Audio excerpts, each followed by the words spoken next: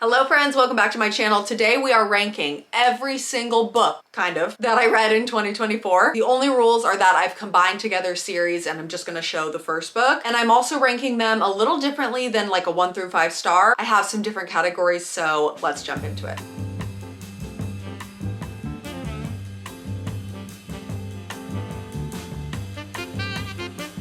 Okay, let's get started. The categories that we're doing, I'm trying not to put this as a 1 through 5 because some of these might shift around a little bit, but generally this is similar to how I rate books in like star order. So number 1, we have literally obsessed. These are books that I loved so much. Definitely top favorite books of the year. Number 2, we have You Need to Read It. Maybe this wasn't mind-blowing, groundbreaking, amazing literature, but I think it's something that you need to read. Number 3, we have You Might Like It If. I read a ton of books that I wouldn't recommend to everyone, but I would recommend to some people, so I'll explain that when I get to those. Number 4 is Skip It. Maybe it's not the worst book I've ever read, but I don't think that it's worth the read, really, for anyone. And lastly, Jail, because there's a few that I read this year that I hated. Let's get started. This is also in no particular order. Alrighty, we have In a Holidays by Christina Lauren. I actually finished that very recently as it's a holiday book. I honestly feel like maybe some people would like this one. It's kind of like a Groundhog Day time warp of a girl reliving Christmas over and over.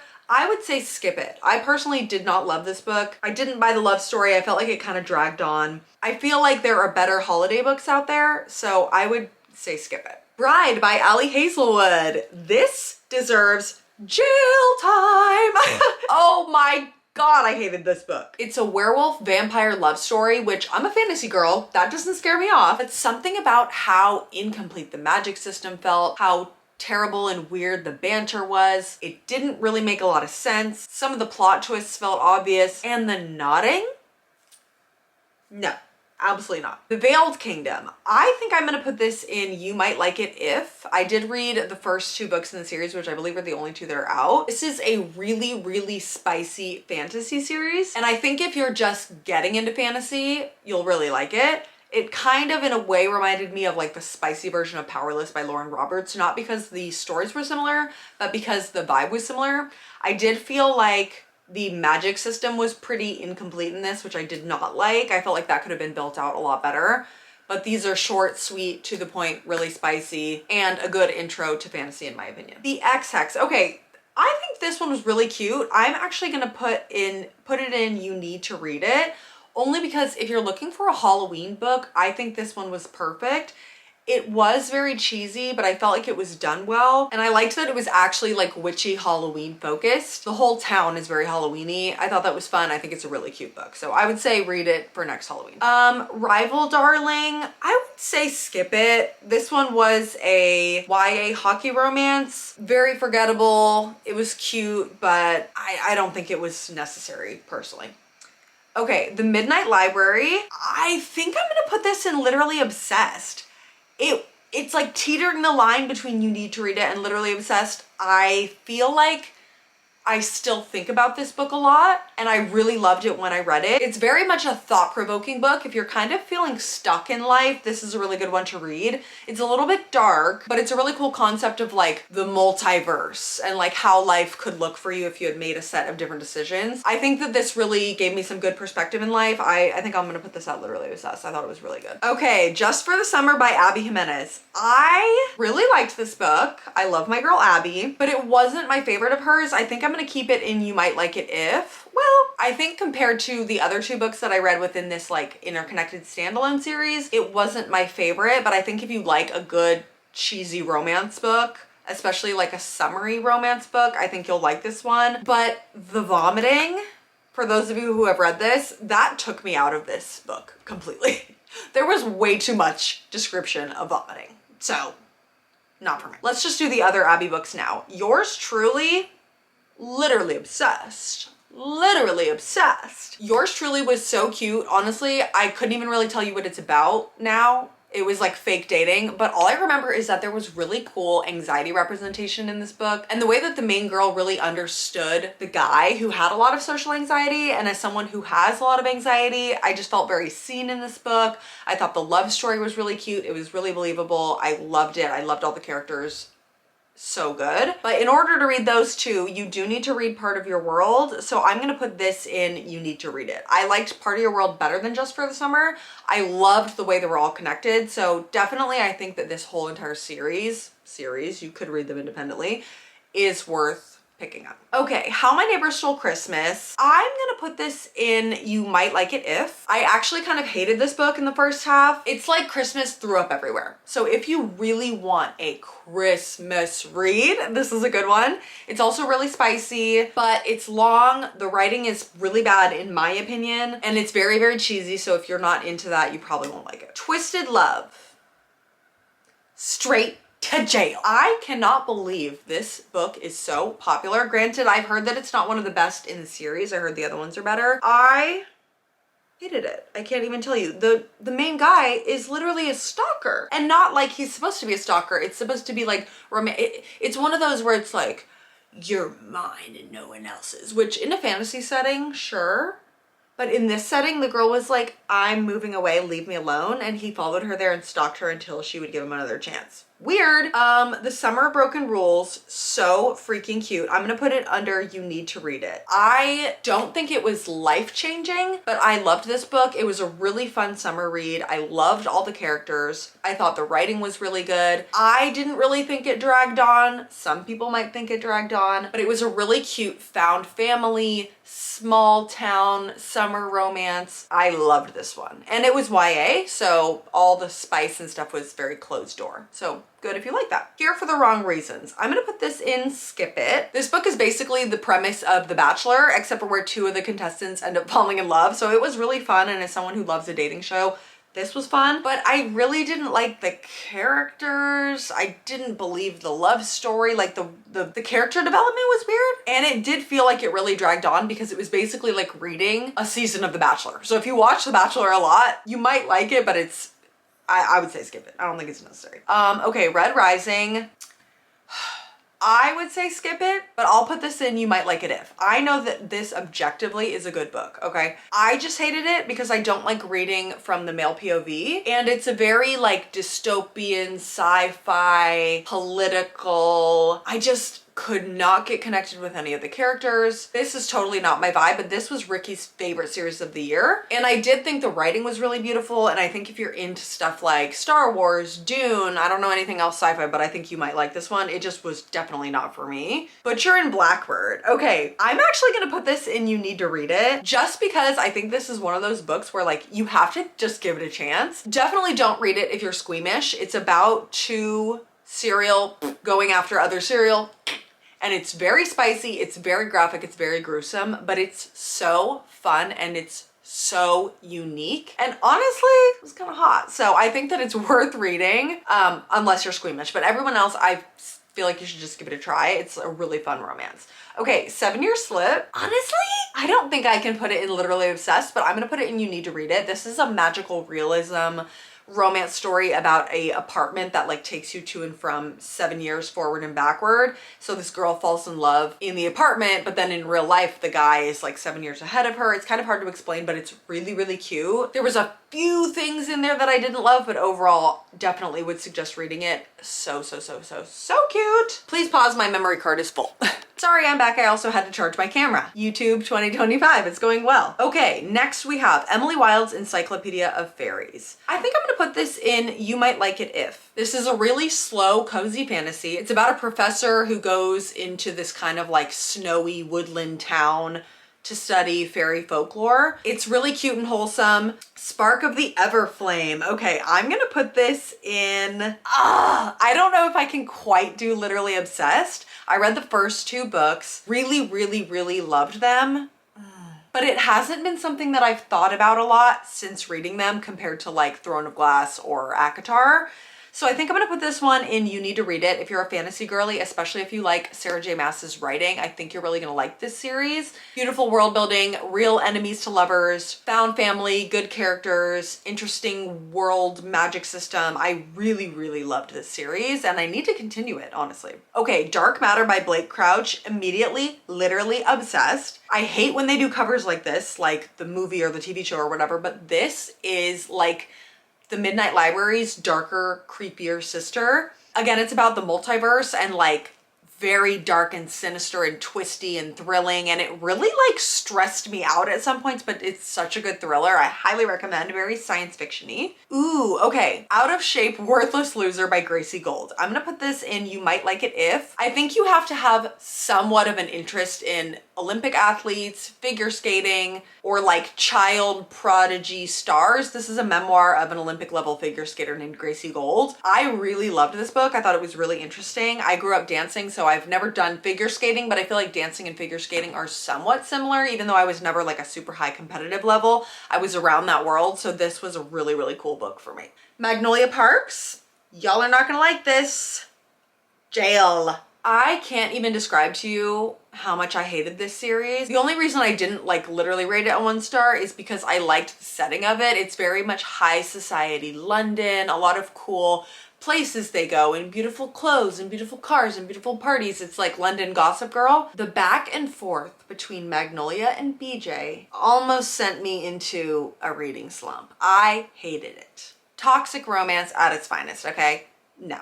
Absolutely not. Daydream by Hannah Grace. I really liked this book a lot. I would put it in You Might Like It If. I think if you liked Icebreaker, you will like this one because this is the 3rd in the installments. Also Wildfire. I wish I could put it in Skip It. I didn't really like this one, but I do think that even though they're interconnected standalones, you need to read Icebreaker and Wildfire in order to get to Daydream. So I'll put Wildfire in You Might Like It If. Okay, Tom Lake by Ann Patchett. I think I'm gonna put this one in You Need to Read It. I would highly suggest the audiobook of this. It's narrated by Meryl Streep, and she honestly did the perfect job. This is a very slow book. It's very literary fiction. If you're wanting to branch out of like the romance genre this year, I feel like this would be a good one. It's kind of like a mother retelling her life to her children, and it's set in Michigan in the summer. It's very dreamy, it's very fun, it's kind of all over the place. It's not for everyone, but I think it's worth giving a try. And the audiobook is very good. Okay, The Nightingale by Kristen Hanna. I'm also gonna put this in You Need to Read It. I don't think I was literally obsessed because I found this book actually quite slow throughout up until the very end, but I sobbed at the end. This is about Nazi occupation in World War II in France, and it follows 2 sisters. Very, very good. Kristen Hanna, she's like the only person I'll read historical fiction from. Amazing. Okay, but The Women by Kristen Hanna, literally obsessed. Literally obsessed. So sad, so gruesome, so dark, so tragic, so long. This one's about the Vietnam War, and it's about a girl who goes to the war to become a army nurse. And it follows the lives of the army nurses in the war and then how they were treated when they got back, and like her PTSD and alcoholism, and like, oh my gosh, it is heart-wrenching, but it's literally so good. Obsessed. Okay, Light Lark. I feel like I might have to put this one in Skip It. I don't feel super confident about that. I might put it into You Might Like It If, but I think this one, it wasn't bad. This is a fantasy series. I've only read the first one, and it's about this island that comes around once every like 100 years, I think, to host games for all of like the leaders of each realm. And the main girl doesn't have any powers, and she's trying to like navigate that. I just felt that it was a little bit all over the place. And I think there's better fantasy series out there for this level of like world building and magic systems and stuff. Like for example, this compared to The Veiled Kingdom, I liked Light Lark better, and I thought it was the better book. But I feel like Veiled Kingdom is a good way to get into fantasy, whereas this is like pretty complex, and it was honestly kind of confusing and like not fleshed out properly. So I'd maybe say skip it. I've also heard that the series gets worse, so don't hate me for that one. Flawless, easy, easy, easy, literally obsessed. I read the first 2 books in this series. It's the Chestnut Spring series by Elsie Silver. I liked the first one a lot better, but both of them were really good. Spicy cowboy romance. Need I say more? Literally so good. You have to read it. Chef's kiss. 3 Women by Lisa Taddeo. Again, with this TV show cover. Although the TV show is really good, I thought it was better than the book. I'm gonna put this one in You Might Like It If. It's a very raunchy, raw retelling of 3 real women's stories. There's a lot of really uncomfortable material in here. A lot of it made me cringe down to my core. A lot of it made me feel very icky. I feel like that's the whole point of the book. I do think this is a really good discussion book. We read it for my book club, and that was like, it provided really good discussion, but it's definitely not gonna be for everyone. I do think it might be worth a read though, if that sounds like something you'd like. 7 Days in June, literally obsessed. Literally so good. This romance book was very different than a lot of the ones I've read, because while it was sort of spicy. It wasn't like super spicy. It didn't feel like, it felt like a true love story, and it was a very tragic love story. It was a very adult love story. It wasn't like college or high school age. It was true adults who like have been through so much in their lives and keep falling in and out of being reconnected. This book was so good, you guys. Highly recommend it. Another one I have to put at literally obsessed is the Throne of Glass series. I actually overall gave the series as a whole a 4, but I feel like the farther and farther away I've gotten from finishing it, the more that I've become excited about it. And Ricky's reading it, a bunch of my friends are reading it, so I'm getting to like relive it through them, and getting to talk to everyone on TikTok about this has been so fun. It's a long series. You can probably see it in the background over here. And I would also suggest reading the ACOTAR series first, but Throne of Glass is just a different breed. The character development and the world building, insane. So good. Binding 13. First of all, somebody deserves jail time for this cover. That is crazy. This doesn't even accurately reflect the book at all. Literally obsessed. I've only read Binding and Keeping 13. So good. These are Irish high school rugby romances. Not super spicy, but not. I loved the way Chloe Walsh wrote characters in this book. For a romance book, it's honestly really long, and I definitely wouldn't say there's no plot, because there is a lot of plot and a lot of like crazy traumatic things happen. But it's so character focused that by the end, you feel these characters in your soul. Like, I felt like I was in that world, and it's so pure and cute. And I need to continue this series. I loved it. Highly recommend. Worth the hype for sure.